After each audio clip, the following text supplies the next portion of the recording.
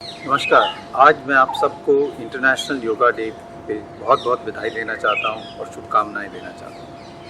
आज जब सारा विश्व एक पैंडेमिक कोविड-19 से लड़ रहा है तो योग का महत्व और ज़्यादा हो जाता है। अगर हम पैंडेमिक कोविड-19 की बात करें, अभी तक इसका कोई पूरी तरह से ठीक इलाज नहीं है, ना ही हमारे पास कोई वैक्सीन है जिससे हम इससे बच पाएँ। इसलिए ऐसी सिचुएशन में योग का महत्व और भी बहुत इम्पॉर्टेंट हो जाता है, क्योंकि हमें ऐसे सिचुएशन में अपनी बॉडी की इम्यूनिटी और अपना डिफेंस अपनी तरफ से ही बढ़ाना है, जिससे हमें आगे ये इन्फेक्शन ना हो, या अगर हो तो भी बड़े माइल्ड फॉर्म में हो और हम इससे जल्दी ठीक हो जाए। योग एक ऐसा माध्यम है जिससे हम अपनी बॉडी और अपने माइंड की स्ट्रेंथ बढ़ा सकते हैं और इस पैंडेमिक से लड़ सकते हैं और अपने आप को बचा सकते हैं। इसलिए इंटरनेशनल डे ऑफ योगा पे मैं ये चाहूँगा कि हम सब इकट्ठे मिलके योगा करें और योगा को अपना एक जीवन का हिस्सा बनाएं, जिससे हम सब स्वस्थ रहें और इस पैंडेमिक से जल्दी निकल पाएं। Good morning. Welcome to the 6th edition of International Day of Yoga. This time, because of the unprecedented situation, we, the Ames family, would be practicing together but on a digital platform. Yoga has been scientifically proven to relieve stress and boost our immunity against infections. Regular practice of yoga with a sense of purpose and mindfulness can go a long way in improving our physical and mental well-being. This is especially important in today's trying times. I would encourage you all to incorporate yoga in your daily routine so as to reap the benefit of this wonderful science. Today, this session will be conducted by yoga experts from the Center for Integrative Medicine and Research at Ames. Later, this video would be uploaded on our website for those who wish to access it. Now for yoga. I wish you all a blissful experience. नमस्ते। आइए हम सब योग का अभ्यास प्रार्थना से प्रारंभ करें। अपने दोनों हाथ नमस्कार मुद्रा में जोड़कर अपनी आंखें बंद कर लें। ओम संगच्छध्वं संवदध्वं ओम संगच्छध्वं संवदध्वं संवो मनांसि जानता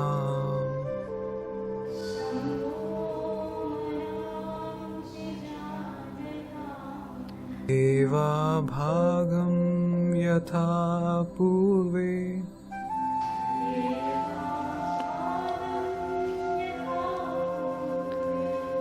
संजानाना उपासते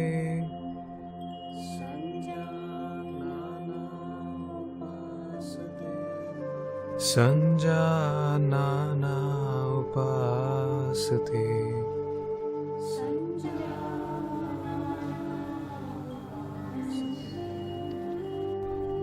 हम सभी प्रेम से मिलकर चलें, मिलकर बोलें और सभी ज्ञानी बने।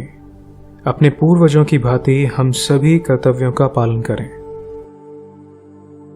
चालन क्रिया। प्रारंभ करते हैं ग्रीवा शक्ति विकासक से। अधिक उम्र के लोग और सर्वाइकल स्पॉन्डिलाइटिस की व्याधि से ग्रसित व्यक्ति इन अभ्यासों को ना करें। पहले भाग में ग्रीवा को आगे और पीछे झुकाएं। अब धीरे से श्वास भरते हुए गर्दन को पीछे की ओर झुकाएं। धीरे से श्वास छोड़ते हुए गर्दन को आगे की ओर झुकाएं और अपनी ठुड्डी को वक्ष पर स्पर्श कराने की कोशिश करें। श्वास लेते हुए फिर से अपने सर को पीछे की ओर ले जाएं।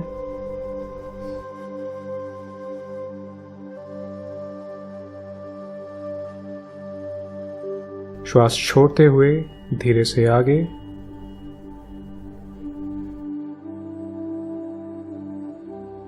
एक और बार श्वास भरते हुए धीरे से पीछे।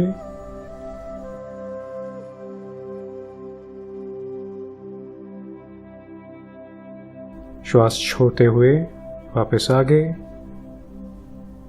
और वापस समस्थिति, गर्दन को सीधा कर लीजिए। दूसरे भाग में ग्रीवा को दाएं एवं बाएं तरफ झुकाएं। तो श्वास भरें, श्वास छोड़ते हुए सर को दाईं ओर झुकाएं, कान को कंधे के जितना नजदीक लाना संभव हो लाएं। श्वास भरते हुए वापस बीच में आए। श्वास छोड़ते हुए अब बाईं तरफ सर को झुकाएं। श्वास भरते हुए वापस बीच में। श्वास छोड़ते हुए दाईं तरफ। श्वास भरते हुए फिर से बीच में, छोड़ते हुए बाईं तरफ। एक और बार श्वास भरते हुए बीच में, छोड़ते हुए दाईं तरफ। फिर श्वास भरते हुए बीच में,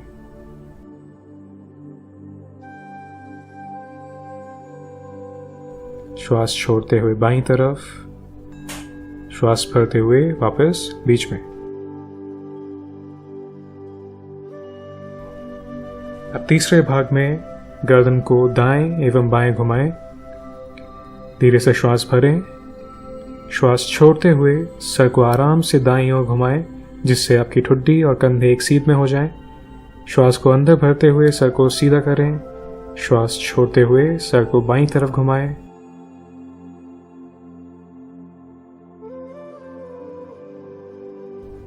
फिर श्वास भरते हुए वापस बीच में। श्वास छोड़ते हुए धीरे से दाईं तरफ। श्वास भरते हुए वापस बीच में, छोड़ते हुए बाईं तरफ। फिर श्वास भरते हुए बीच में, धीरे से दाईं तरफ। फिर श्वास भरते हुए वापस बीच में, छोड़ते हुए बाईं तरफ। और अब वापस श्वास भरते हुए बीच में। अब अपनी गर्दन को गोलाकार में घुमाएं। धीरे से अपने सर को आगे की तरफ झुकाइए और श्वास भरते हुए धीरे धीरे अपनी गर्दन को घड़ी की सुई की दिशा में घुमाना शुरू कीजिए और गर्दन को वापस आगे लाते हुए श्वास को बाहर छोड़ें। इस प्रकार ग्रीवा को एक बार पूरी तरह से घुमाएं। फिर श्वास भरते हुए धीरे धीरे पीछे की तरफ। श्वास छोड़ते हुए वापस आगे की तरफ।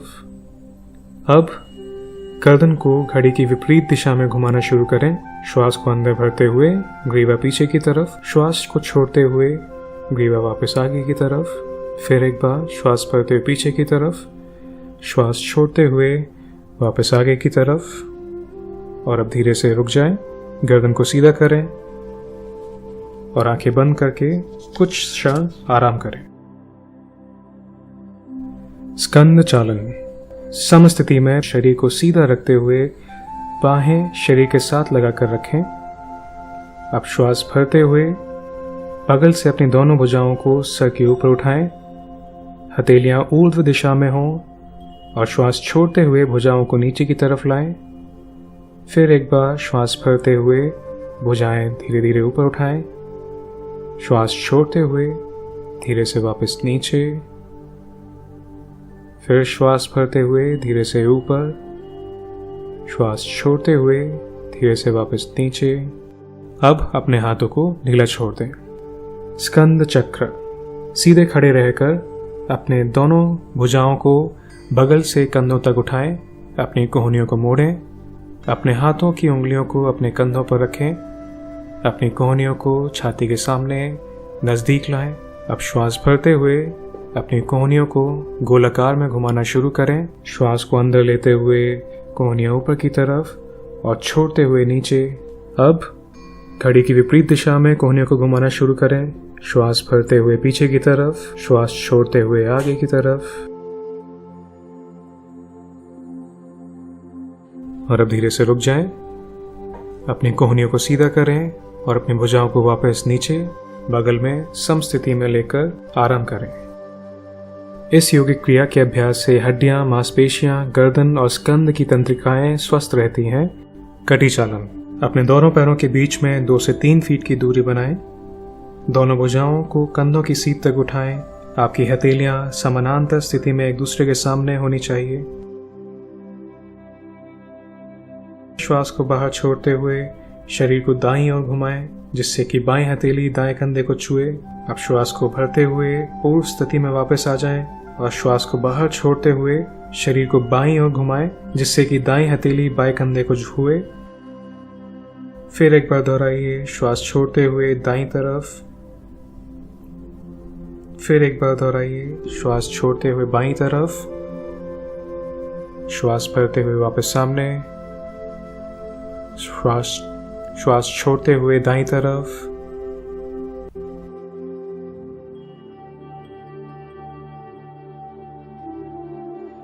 फिर श्वास भरते हुए वापस बीच में। श्वास छोड़ते हुए बाईं तरफ। और अब श्वास भरते हुए वापस बीच में। अपने हाथों को वापस नीचे लाएं और अब विश्राम करें। घुटना संचालन। आर्थराइटिस का गंभीर दर्द होने पर इस अभ्यास को ना करें। अब श्वास को धीरे धीरे अंदर की ओर भरें। अपने भुजाओं को कंधे के स्तर तक लाएं तथा हथेलियों को नीचे की ओर रखें। श्वास छोड़ते हुए घुटनों को मोड़ें और शरीर को आधे बैठने की स्थिति में ले आएं। फिर श्वास भरते हुए वापस ऊपर सीधे हो जाएं। श्वास छोड़ते हुए फिर से घुटनों को मोड़कर नीचे की ओर जाएं और अब धीरे से श्वास भरते हुए वापस ऊपर। अपनी भुजाओं को वापस नीचे लाएं और विश्राम करें। दोनों पैरों को मिलाकर हाथों को बगल में रखकर समस्थिति की अवस्था में सीधे खड़े हो जाएं। अब करेंगे हम लोग ताड़ासन। जिन व्यक्तियों को आर्थराइटिस व वेरिकोज वेन संबंधी तथा चक्कर आने जैसी समस्याएं हों, उन्हें एड़ियों को उठाने का प्रयास नहीं करना है। अब अपने दोनों पैरों के बीच 2 इंच की दूरी बनाएं। सांस अंदर भरते हुए हाथों को कंधों तक सामने ऊपर उठाएं। दोनों हाथों की उंगलियों को आपस में फंसाएं, बाहर की ओर पलट दें और श्वास भरते हुए दोनों भुजाओं को सर से ऊपर की ओर ले जाएं। भुजाओं को ऊपर ले जाने के साथ साथ पैरों की एड़ियों को जमीन से ऊपर उठाएं और अपने पैरों की उंगलियों पर अपना संतुलन बनाएं। इस स्थिति में 10 से 30 सेकंड तक सामान्य श्वास प्रश्वास के साथ रुके रहें। ताड़ासन के अभ्यास से शरीर में स्थिरता आती है। यह मेरुदंड से संबंधित नाड़ियों के रक्त संचय को ठीक करने में भी सहायक है। अब धीरे से एड़ियों को वापस जमीन पर ले आएं। श्वास को छोड़ते हुए हाथों की उंगलियों को अलग अलग करें। भुजाओं को वापस लाएं और समस्थिति में वापस आ जाएं। वृक्षासन। आर्थराइटिस या चक्कर आने पर इस आसन का अभ्यास ना करें। दोनों पैरों में 2 इंच का अंतर रखें। आंखों के सामने किसी बिंदु पर ध्यान केंद्रित करें। श्वास को शरीर के बाहर छोड़ते हुए दाएं पैर को पकड़कर उसके पंजे को बाएं पैर की अंदरूनी जांघ पर रखें। एड़ी मूलाधार क्षेत्र से मिली होनी चाहिए। श्वास को शरीर के अंदर लेते हुए दोनों हाथों को ऊपर की ओर ले जाएं और दोनों हथेलियों को नमस्कार मुद्रा में जोड़ लें और इस अवस्था में 10 से 30 सेकंड तक सामान्य श्वास प्रश्वास के साथ रुके रहें।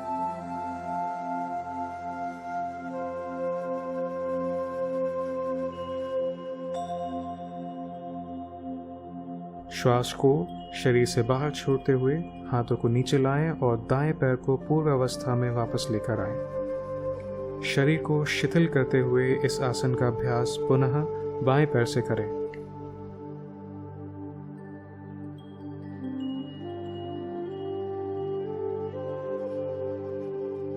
वृक्षासन तंत्रिका से संबंधित स्नायुओं के समन्वय और शरीर को संतुलित बनाने, सहनशीलता, जागरूकता एवं एकाग्रता बढ़ाने में सहायक है। अब श्वास को शरीर से बाहर छोड़ते हुए हाथों को वापस नीचे लाएं और समस्थिति में विश्राम करें। पादहस्तासन। हृदय तथा डिस्क संबंधी विकार, उदर शोथ, हर्निया, अल्सर, मायोपिया, चक्कर संबंधी रोग, ग्लूकोमा तथा गर्भावस्था में इस आसन का अभ्यास ना करें। दोनों पैरों में 2 इंच का अंतर रखते हुए खड़े हो जाएं। धीरे धीरे श्वास को शरीर के अंदर खींचते हुए हाथों को ऊपर की ओर ले जाएं।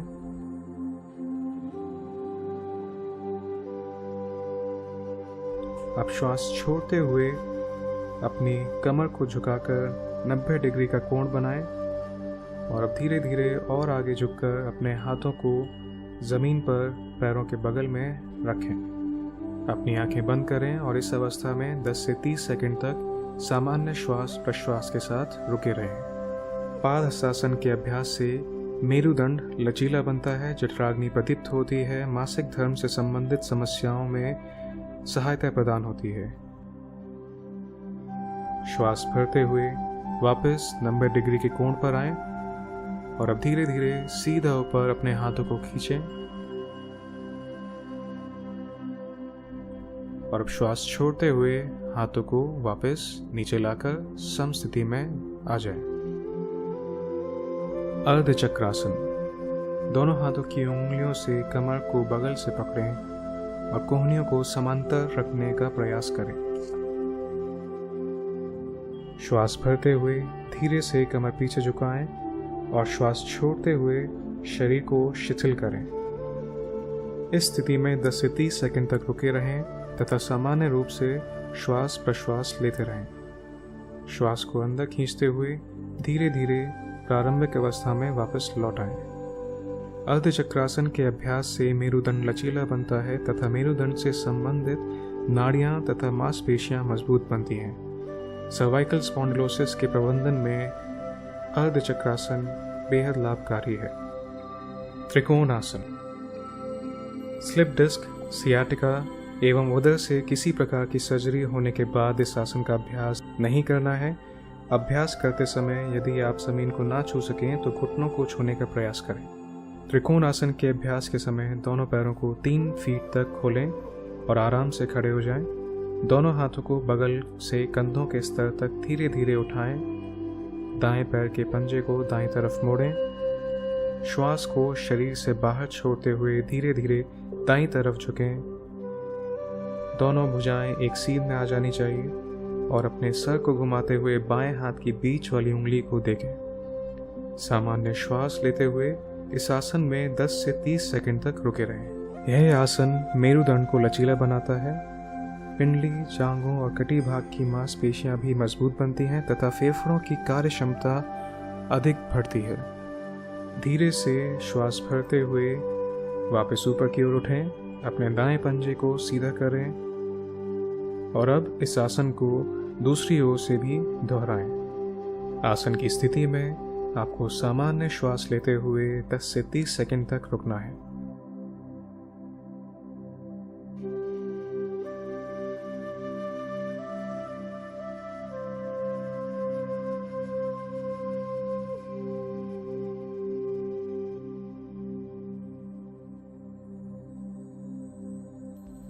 श्वास को अंदर खींचते हुए धीरे धीरे प्रारंभिक अवस्था में वापस लौट आएं।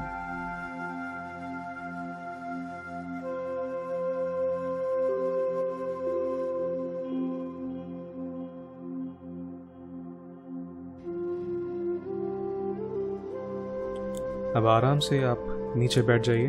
दोनों पैरों को सामने की ओर खींचते हुए दोनों हाथ पीठ के पीछे रखें और गर्दन को हल्का सा पीछे झुकाकर विश्राम आसन की अवस्था में बैठ जाएं।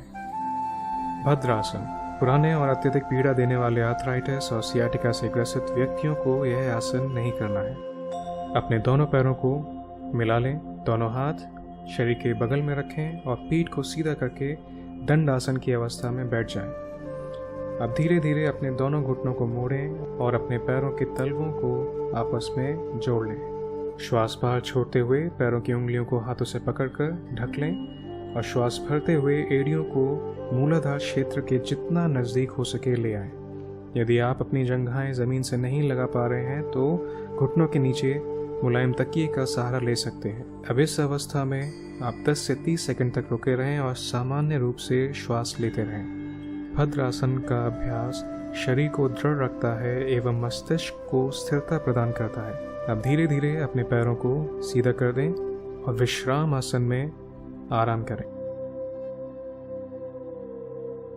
यह आसन गर्भावस्था में भी लाभकारी है तथा महिलाओं को मासिक धर्म के समय अक्सर होने वाले पेट दर्द से मुक्ति प्रदान करता है। वज्रासन। बवासीर के मरीजों एवं घुटने दर्द और एड़ियों की चोट से ग्रसित व्यक्तियों को इस आसन से परहेज करना चाहिए। अब दंड आसन में सीधे होकर बैठ जाएं। दाहिने पैर को घुटने से मोड़ लें। अपने दाएं पंजे को नितंब के नीचे दबाकर बैठ जाएं। अब अपने बाएं पैर को घुटने से मोड़ लें। और नितंब के नीचे दबाकर बैठ जाएं।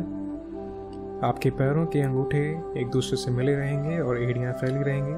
अब अपने दोनों हाथों को अपने घुटनों या जांघों पर आराम से रख लें और इसी अवस्था में 10 से 30 सेकंड तक सामान्य श्वास के साथ बने रहें।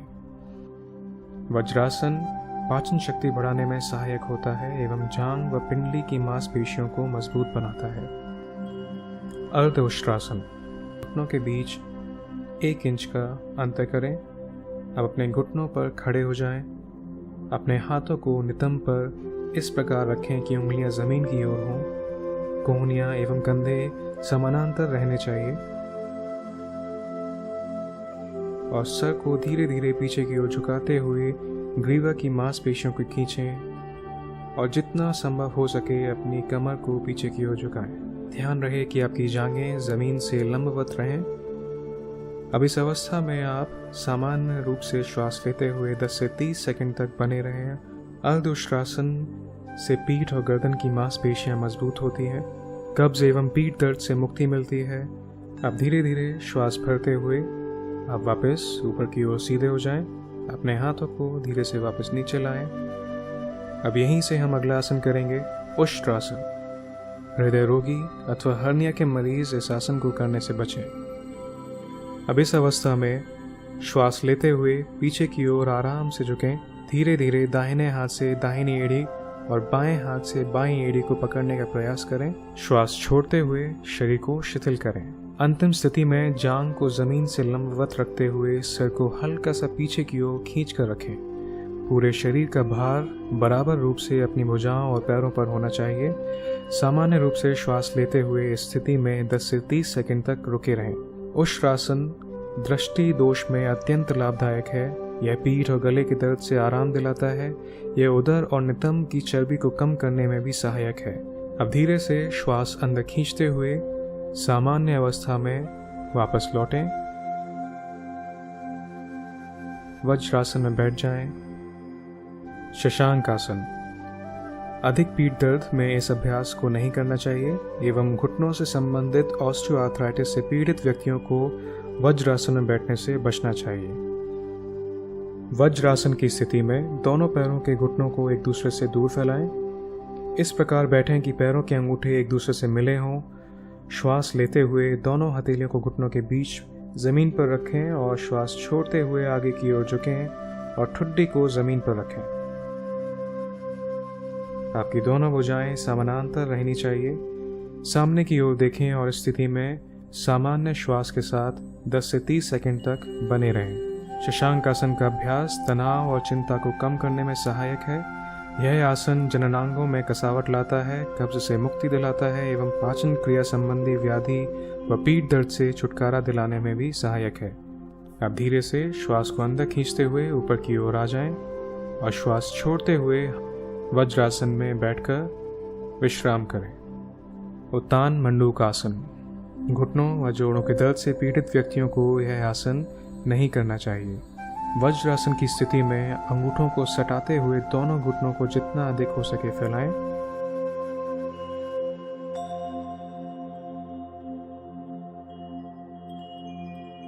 अब धीरे से दोनों हाथ सीधा ऊपर उठाएं।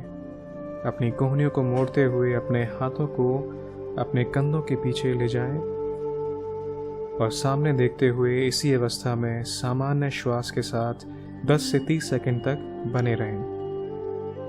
उत्तान मंडूकासन पीठ दर्द और ग्रीवा की तकलीफ से छुटकारा दिलाता है तथा उदरीय गति हेतु लाभदायक है। साथ ही यह फेफड़े की कार्य क्षमता में भी वृद्धि करता है। अब धीरे से अपने हाथों को वापस ऊपर की ओर सीधा करें। धीरे धीरे दोनों भुजाएं वापस नीचे लाएं और विपरीत क्रम में वज्रासन में बैठकर आराम करें। वक्रासन। अधिक पीठ दर्द में, मेरुदंड संबंधी विकारों में तथा उदर की सर्जरी के बाद एवं मासिक धर्म के दिनों में इस आसन को नहीं करना चाहिए। दंडासन में सीधे होकर बैठ जाएं। दाएं हाथ को पीठ के पीछे जमीन पर रखें।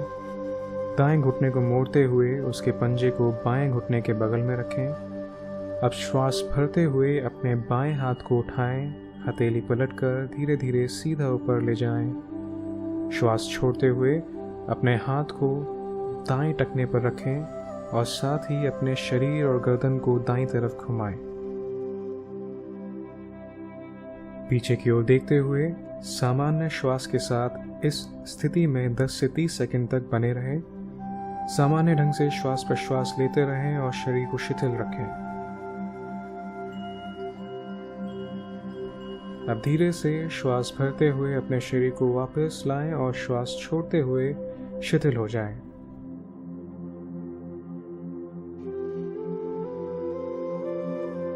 अब इस अभ्यास को इसी क्रम में दूसरी तरफ से भी दोहराएं। वक्रासन मेरुदंड की अस्थि में लचीलापन बढ़ाने के साथ साथ पैनक्रियास की कार्यक्षमता को भी बढ़ाता है एवं मधुमेह के प्रबंधन में भी बेहद सहायक सिद्ध हुआ है।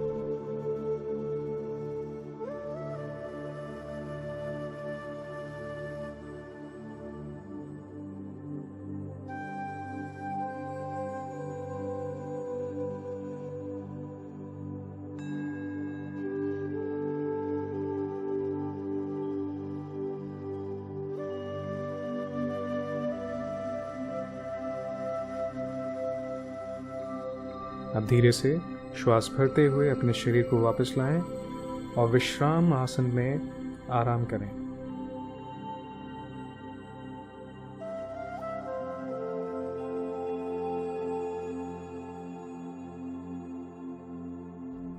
सर्वप्रथम पेट के बल लेट जाएं। दोनों हाथों को मोड़ते हुए बाईं हथेली पर दाईं हथेली रखें। सर को अपने दाएं हाथ के ऊपर रखें और पैरों को एक दूसरे से फैलाकर पंजों को बाहर की ओर रखें। यह मकर आसन की स्थिति है। भुजंगासन। जिन लोगों की उदर संबंधी सर्जरी हुई है उन्हें 2-3 महीने तक इस आसन का अभ्यास करने से बचना है तथा जिन लोगों को हर्निया, अल्सर जैसी व्याधि हैं उन्हें भुजंगासन का अभ्यास बिल्कुल नहीं करना है। अब अपने दोनों पैरों को आपस में मिला लें। हाथों को सामने की ओर खींचकर सर को जमीन पर रखें। अब हाथों को शरीर के ठीक बगल में ऐसा रखें कि हथेलियां और कोहनियां जमीन पर टिके रहें। बिना हाथों की स्थिति में कोई परिवर्तन लाए हुए धीरे धीरे श्वास अंदर भरें और सर और छाती को नाभि क्षेत्र तक ऊपर उठाएं। इस अभ्यास को सरल भुजंगासन कहा जाता है। अब धीरे से वापस लौटते हुए सर को जमीन पर रखें। अपनी हथेलियों को अपने वक्ष के बगल में रखें तथा कोहनियों को सीधा ऊपर की ओर उठाकर रखें। धीरे धीरे श्वास को भरते हुए सर और छाती को नाभि क्षेत्र तक ऊपर उठाएं। दोनों कोहनियों को समानांतर रखें और 10 से 30 सेकंड सामान्य श्वास प्रश्वास के साथ इसी स्थिति में बने रहें। अब श्वास को छोड़ते हुए शरीर को वापस नीचे लाएं और मकर आसन की अवस्था में विश्राम करें।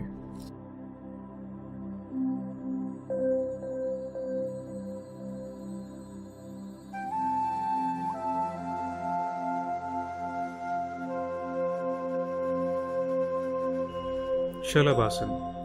पीठ के निचले हिस्से में यदि अधिक दर्द है तो यह आसन सावधानी पूर्वक अभ्यास करें।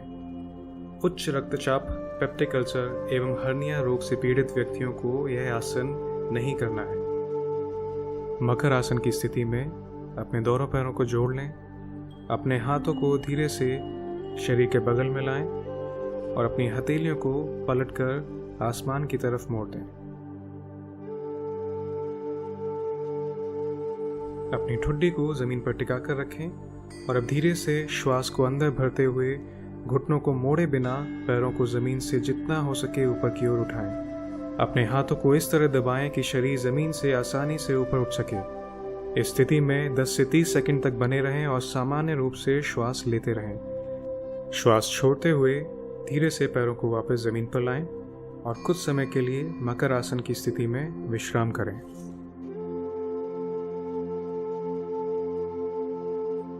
शलभासन सियाटिका एवं पीठ के निचले हिस्से में पीड़ा निवारण में सहायता प्रदान करता है आपकी जांघों और नितंबों पर एकत्रित अतिरिक्त वसा को भी कम करता है एवं शरीर के वजन को नियंत्रित बनाए रखने में आसन बहुत ही उपयोगी है। शलभासन उदर के अंगों को भी लाभ पहुंचाता है तथा पाचन में सहायता प्रदान करता है। इस आसन से फेफड़ों की कार्यक्षमता भी बढ़ती है। सेतुबंध आसन।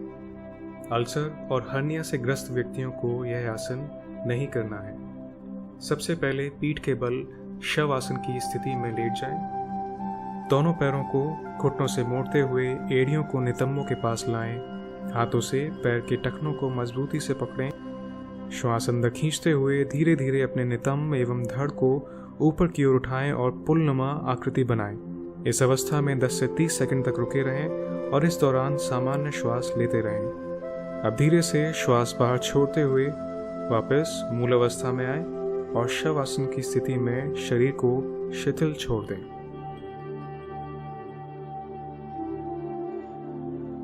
सेतुबंध आसन अवसाद एवं चिंता से मुक्त करता है, कमर से निचले हिस्से की मांसपेशियों को मजबूत बनाता है। यह आसन उदर के अंगों में भी कसावट लाता है तथा पाचन क्षमता को बढ़ाता है और कब्ज से छुटकारा दिलाता है। उत्तान पादासन। गहरे तनाव और कमर दर्द से पीड़ित व्यक्तियों को अपनी श्वास बिना रोके एक एक पैर का उपयोग करते हुए इस आसन का अभ्यास करना है। शव आसन की स्थिति में पैरों को जोड़ लें और हाथों को बगल में रखें।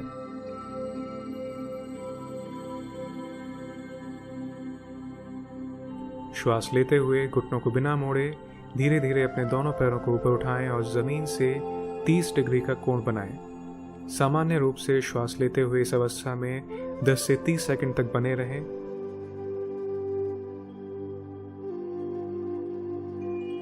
और श्वास छोड़ते हुए अब धीरे धीरे अपने दोनों पैरों को वापस नीचे लाएं और शव आसन की स्थिति में विश्राम करें। यह आसन नाभि केंद्र में संतुलन स्थापित करता है तथा उदर पीड़ा, उदर वायु, अपचन, अतिसार को दूर करने में भी बेहद सहायक है। यह आसन उदर की मांसपेशियों को मजबूती प्रदान करता है तथा अवसाद और चिंताओं से उबरने में भी सहायक है। अर्ध हलासन।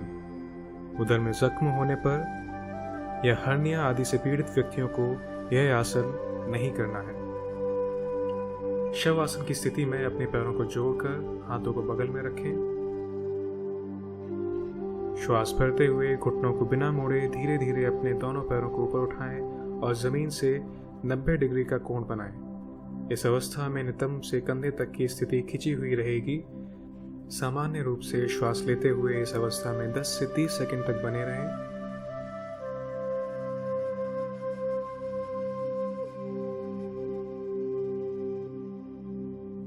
अपने पैरों को 90 डिग्री की स्थिति से धीरे धीरे वापस जमीन पर लाएं।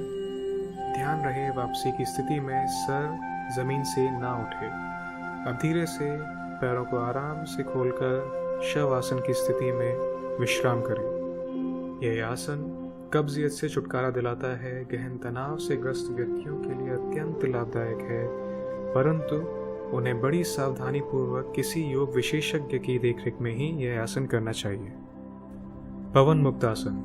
उदर संबंधी व्याधि, हर्निया, सियाटिका तथा तीव्र पीठ दर्द एवं गर्भावस्था के समय इस आसन का अभ्यास ना करें। शवासन में अपने पैरों को जोड़कर हाथों को बगल में रखें। दोनों घुटनों को मोड़ें। श्वास छोड़ते हुए दोनों घुटनों को अपने वक्ष स्थल के ऊपर ले आएं। श्वास भरते हुए दोनों हाथों की उंगलियों को आपस में गूंथते हुए पैरों को पकड़ लें। श्वास बाहर छोड़ते हुए सर को तब तक ऊपर उठाएं जब तक कि ठुड्डी या आपकी नाक घुटनों के बीच में ना आ जाए। कुछ समय तक इसी स्थिति में रुके रहें। यह आसन गहरे आंतरिक दबाव उत्पन्न करने के साथ श्रोणी और कटी क्षेत्र में मांसपेशियों, लिगामेंट्स और स्नायु की अति जटिल समस्याओं का निदान भी करता है तथा उनमें कसावट लाता है। पवन मुक्त आसन कब्जियत दूर करता है, वात से राहत दिलाता है और उदर के फैलाव को भी कम करता है तथा पाचन क्रिया में भी यह आसन बेहद ही सहायक है। धीरे से श्वास भरते हुए सर को वापस नीचे रखें। श्वास बाहर छोड़ते हुए पैरों को जमीन पर ले आएं और शव आसन की स्थिति में आराम करें।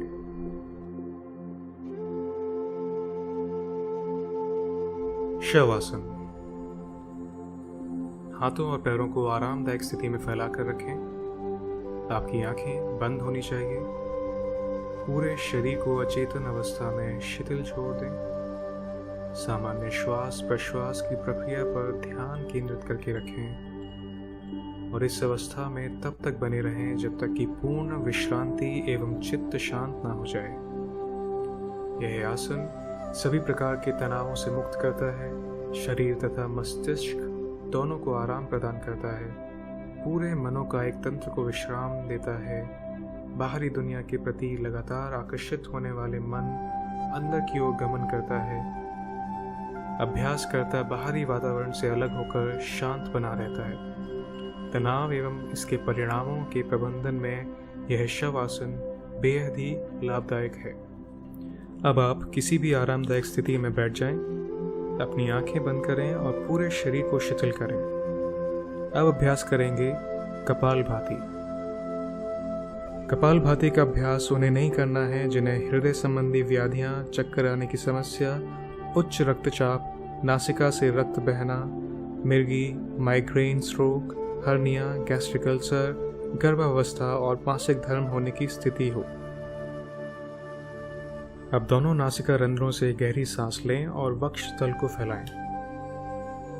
उदर की निचली मांसपेशियों को दबाव पूर्वक अंदर बाहर करते हुए श्वास छोड़ें और ग्रहण करें। सक्रियता पूर्वक श्वास बाहर छोड़ना है एवं निष्क्रियता पूर्वक उच्छ्वास करना है। कम से कम तीव्र श्वास छोड़ने की 30 आवृत्तियों को पूरा करें।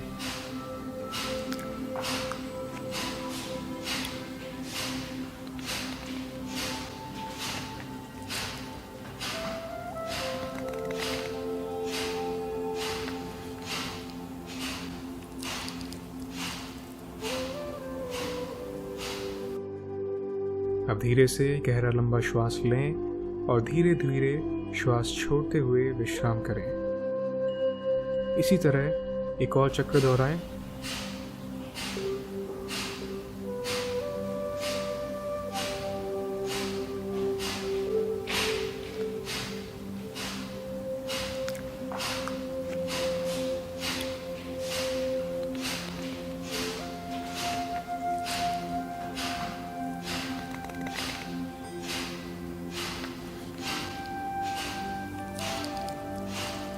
अब धीरे से गहरा लंबा श्वास लें और धीरे धीरे श्वास छोड़ते हुए विश्राम करें।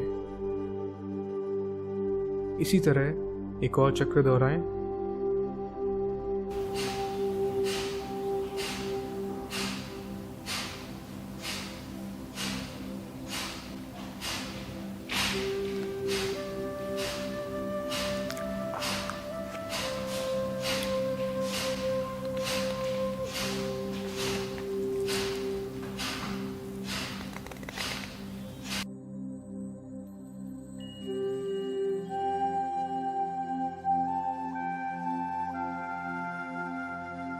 कपालभाति कपाल को शुद्ध करने के साथ कफ विकारों को समाप्त करता है।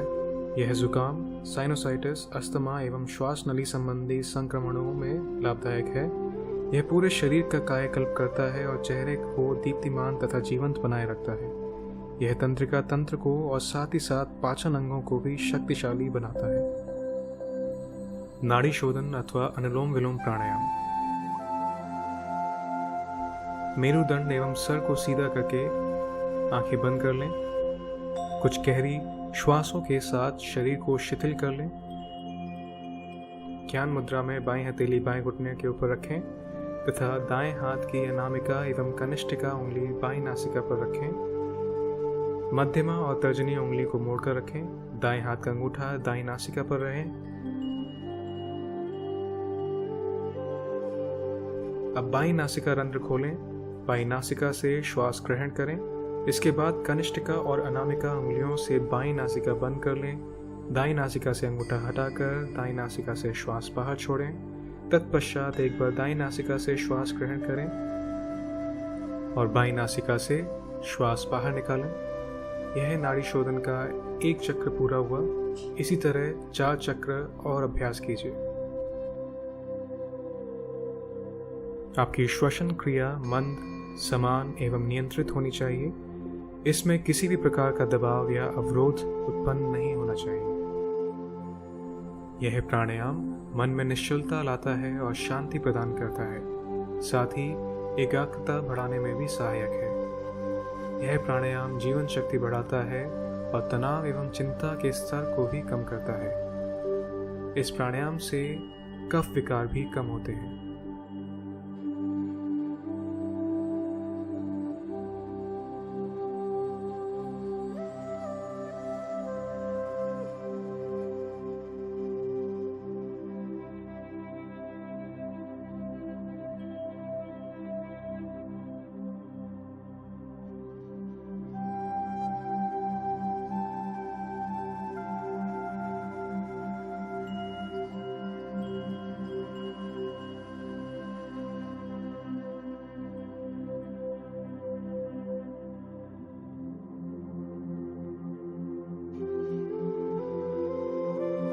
इस प्राणायाम का अंत करने के लिए अपनी दाईं नासिका को बंद करें, बाईं नासिका खोलें तथा इसके द्वारा श्वास बाहर छोड़ दें।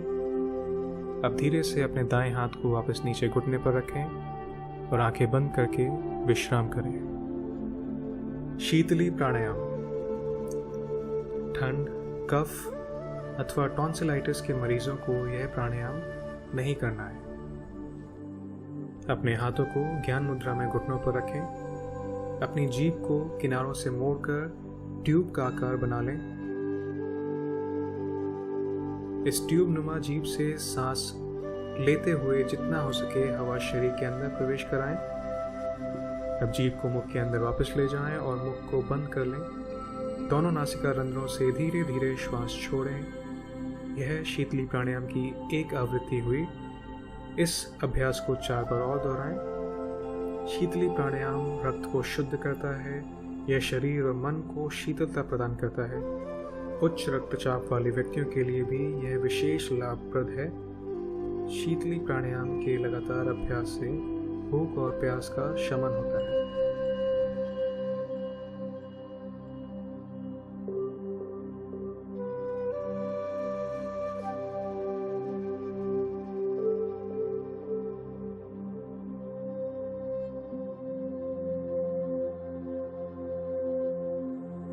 अब धीरे से गहरा लंबा श्वास लें और धीरे धीरे श्वास छोड़ते हुए विश्राम करें।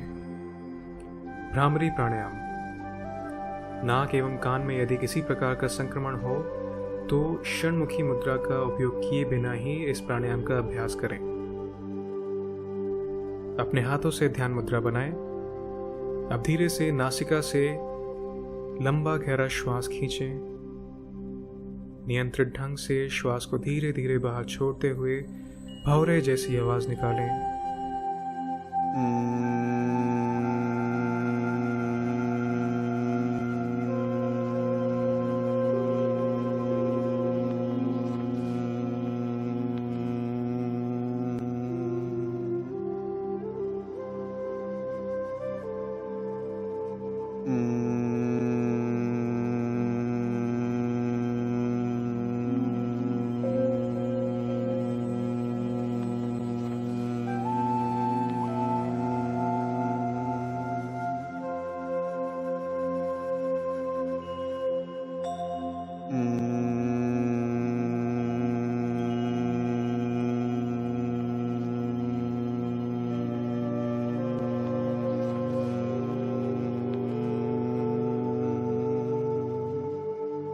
यह भ्रामरी प्राणायाम का सरल अभ्यास है। दूसरी विधि में अपने अंगूठों से कर्ण छिद्र बंद करें। पहली उंगली से अपनी आंखों को बंद करें। दूसरी उंगली अपने नाक के ऊपर रखें। तीसरी और चौथी उंगली को अपने होंठों के ऊपर रखें। अब धीरे धीरे नियंत्रित रूप से श्वास को अंदर की ओर भरें और भंवरे जैसी आवाज निकालते हुए श्वास को आराम से बाहर छोड़ें।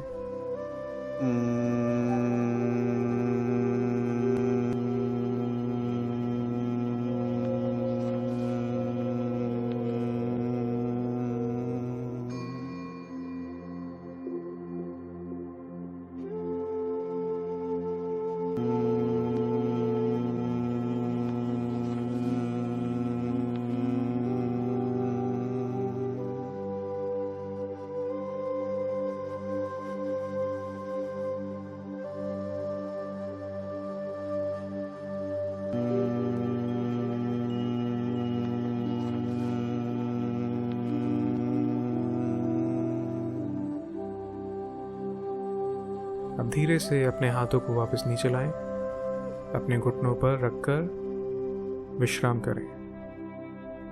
भ्रामरी प्राणायाम का अभ्यास तनाव से मुक्त करता है और चिंता, क्रोध एवं अति सक्रियता को भी घटाता है। भौरे जैसी आवाज का प्रतिध्वनिक प्रभाव तंत्रिका तंत्र एवं मस्तिष्क को लाभकारी होता है। यह महत्वपूर्ण शांतिकारक अभ्यास है जो तनाव संबंधी विकारों को दूर करने में लाभकारी होता है तथा यह प्राणायाम एकाग्रता और ध्यान के लिए एक बेहद ही उपयोगी प्रारंभिक प्राणायाम है। अब हम करेंगे ध्यान का अभ्यास। दोनों हाथ ध्यान मुद्रा में रखिए, अपनी आंखें बंद कर लीजिए। मेरुदंड को बिना किसी प्रकार का कष्ट दिए सीधा रखिए।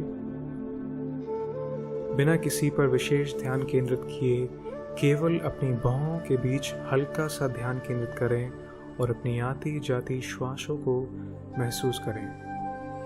पूर्व विचारों को छोड़ने का प्रयास करें। पवित्र व निर्मल विचार मन में लाने का प्रयास करें। जितने अधिक समय तक संभव हो इस स्थिति में आप रुके रहें।